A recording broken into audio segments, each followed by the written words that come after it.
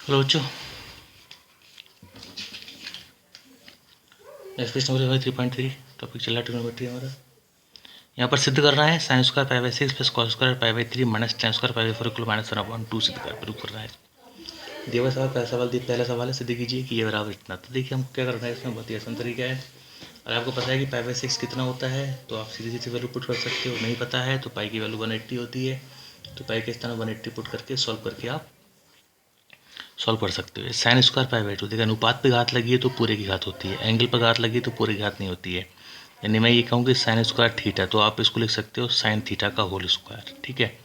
और मैं ये कहूँ कि साइन एक्स स्क्वायर, तो इसको आप साइन एक्स का होल स्क्वायर नहीं लिख सकते, है ना।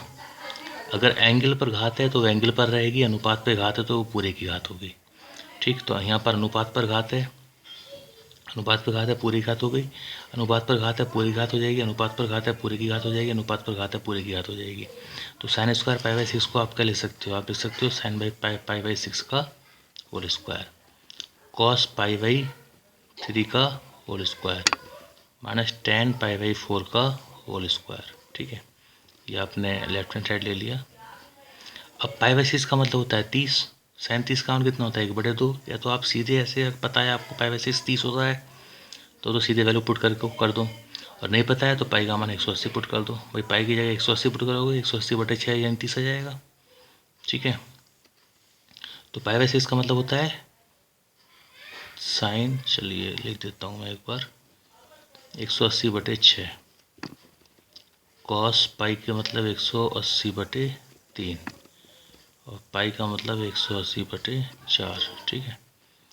तो ये साइन 6 3 18 साइन 30 हो गया, ये कॉस 60 हो गया,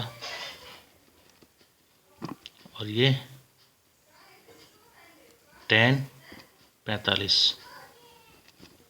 अब साइन 30 का मान कितना होता है 1/2, 1/2 का वर्ग, चलिए इसको लगा दे रहा हूँ एक बार, कॉस 60 का मान 1/2 और टेन 45 का मान 1/2 का वर्ग 1/4, 1/4 माइनस 1, ठीक है। अब 1/4 1/4 कितना हो जाएगा, 1/4 1/4 2/4 2/4, चलिए यहाँ देखिए 2/4 माइनस 1, 2/4 का मतलब 2 ही कम 2, 2 दूनी 4, 1/2 माइनस 1 बराबर आ गया माइनस का 1/2, ठीक है। तो इस प्रकार से आप इसको, ये हमें माइनस 1/2 लेकर आना था, जो कि राइट हैंड साइड है, ये आपको प्रूफ खुल गई, ठीक है। तो इसी चीज़ अगर पता है आपको कि भाई ये पाई by 6 pi by 3 pi by 4 कितना होता है, तो आप उसको वैल्यू पुट कर दीजिए, नहीं पता है तो वो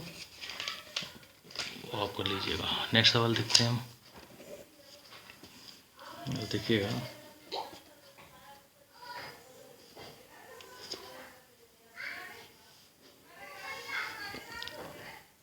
to sine square 3 pi by 4 plus 2 cos square pi by 4 plus 2 sec square pi by 3 बराबर 10 लेकर आना है हमको, ठीक है। ये 10 है, ये हो गया। अब देखिए 3 पाई बाई 4, 3 पाई बाई 4 कितना होता है, पाई बाई 4 कितना होता है, और ये पाई बाई 3 कितना होता है। पाई बाई 4 का मतलब 45 होता है, पाई बाई 3 का मतलब 60 होता है। 3 पाई बाई 4 कितना होता है, 3 पाई बाई 4 यानी पाई की जगह 180 पुट करेंगे तो 180/4 45 आएगा, और 45 तियाँ 135 होगा, यानी साइन ये 3 पाई बाई 4 का मतलब 135 हो गया, ठीक है। यहाँ देख सकते हो आप, मैं यहाँ लिख देता हूँ 3 पाई बाई 4 180/4, 4 चौक 16, 45 तियाँ 135। तो 3 पाई बाई 4 का मतलब सीधे सीधे आप एंगल रख दीजिएगा और सॉल्व कर लीजिए, ज़्यादा बढ़िया रहेगा। तो ये 2 साइन स्क्वायर 3 पाई बाई 4 यानी साइन 135 का होल स्क्वायर, इसे आप लिख सकते हो कॉस 45 का होल स्क्वायर। पाई बाई 4 का मतलब 45, अनुपात पे स्क्वायर लगाया पूरे का स्क्वायर हो गया, और ये 2 सेक पाई बाई 3 का मतलब 60 का होल स्क्वायर, ठीक है। अब देखिए साइन 135 180 तक मान आपको याद है, नहीं याद है भाई याद करो। 135 का मान कितना होगा, जो मान 45 का होता है वो मान 135 का होता है, ठीक है। तो साइन 135, साइन पता कितना होता है 1/2, तो साइन 135 का मान कितना होगा 1/2, कॉस 45 1/2, सेक 60 कॉस 60 का उल्टा हुआ, सेक 60 का मान कितना होता है, सेक 60 कॉस 60 का उल्टा हुआ, कॉस 60 कितना होता है 1/2, सेक 60 कितना होगा 2, 1/√2 का वर्ग, 1/2, 1/√2 का वर्ग, 1/2 और 2 दूनी 4 दूनी 8, 2 से 2 गया, 2 से 2 गया, 1 रह गया, प्लस 1 और प्लस 8, 8 और 2 10 राइट हैंड साइड। ठीक, तो ये सवाल हमारा आ गया, सवाल नंबर 4 था ये।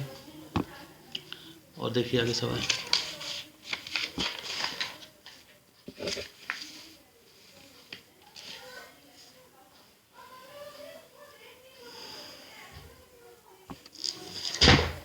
sin 75, 5वां सवाल है, sin 75 का मान ज्ञात करना है। ठीक है, इसके लिए एक फार्मूला लिख देता हूँ मैं, sin a plus B sin a cos b plus cos a sin b, जो कि आपको मैंने बताया था 9th क्लास में फार्मूला ये, sin a plus B sin a minus B cos a plus B cos a minus B याद कराए थे। तो sin a प्लस बी ये फार्मूला होता है एक, तो हमें sin 75 का मान तो पता नहीं है भाई, मान किसका पता होता है 0, 30, 45, 60, 90, 135, 150 और 180 है ना, ये मान पता होते हैं, बाकी मान पता नहीं होते हैं। ये 75 है तो आप क्या करेंगे, इस 75 को इन्हीं में से तोड़ लेंगे, जोड़कर या घटाकर 75 आना चाहिए इनको आपस में, तो आप 45 प्लस 30 कर सकते हो, 45 और 30 75 होता है, यही मान लेने हैं, इसके अलावा नहीं लेने, क्योंकि ये मान हमको पता है, इसलिए इन मान को जोड़कर घटाकर जो हमको एंगल दे रखा है जिसका मान नहीं पता है वो लेकर आना होता है।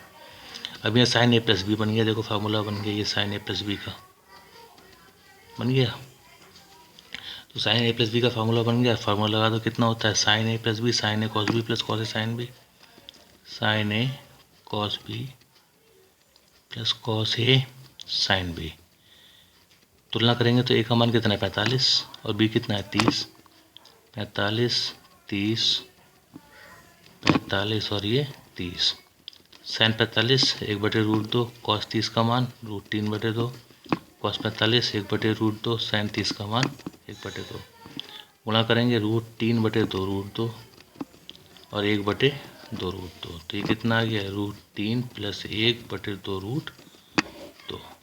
ठीक, सही sin 75 का मान आ गया आपके पास, इसको आप याद भी कर सकते हो और सॉल्व भी कर सकते हो, निकाल भी सकते हो।